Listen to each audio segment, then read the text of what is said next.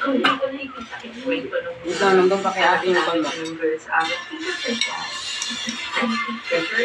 never read not one. Pag may gano'n na iwan, iti-take ko kayo, hindi mo left group, ayoko na. Hindi kami yung tikitik sa wallet ng isa't isa, tikitin sa phone natin. Tinurog natin yung monitor yung nagsabi na lang. So, ano yun? Talaga ko yun. At yung talaga When I face, yung mga life crossroads,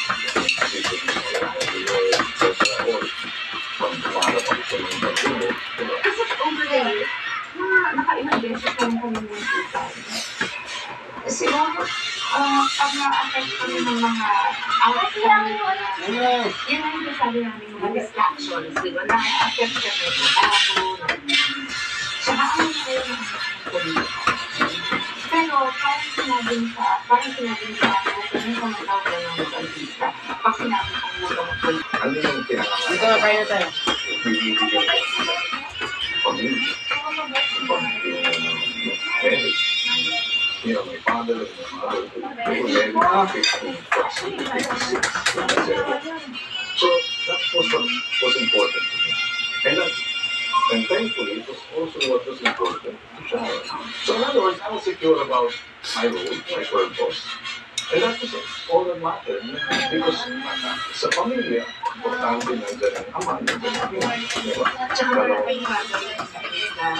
Hindi tayo sa karera ng isa't isa. O hindi pa rin confused.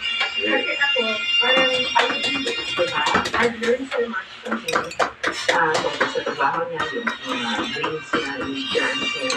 Ako, natuto siya sa akin sa kasi kasama niya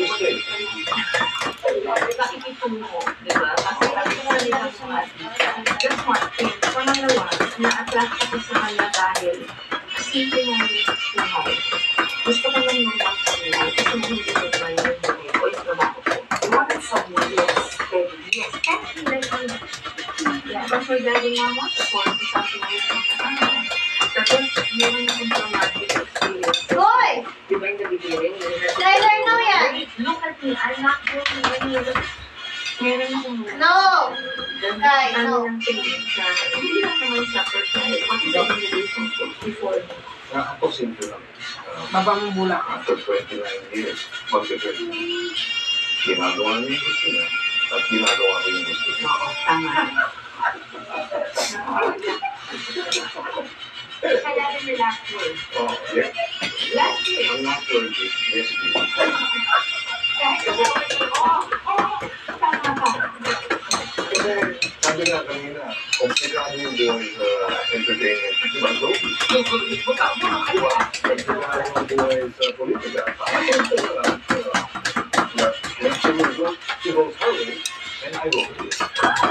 Hindi, alam mo kasi,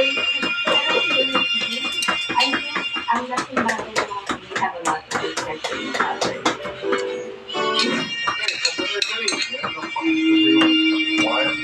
Oh, wow. Na limit. Wow. Lalo.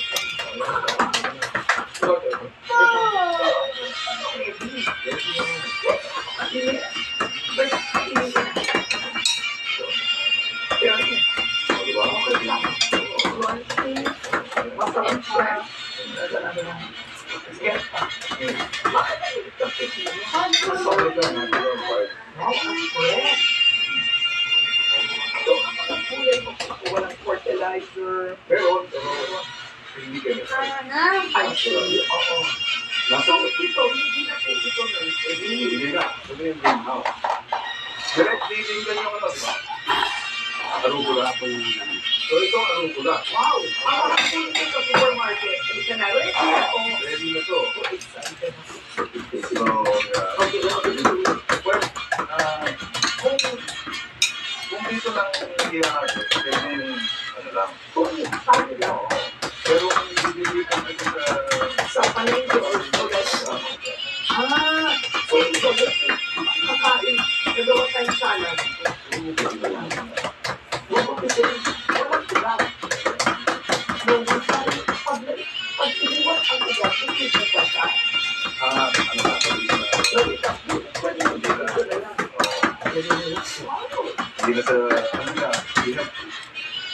sabihin na pa, oo, pagka naisugot mo na, hindi na gusto. Sige na. Uy, sinagot pa sige. Oo, hindi na. Oh, my God. Oh, ginagawa namin ito.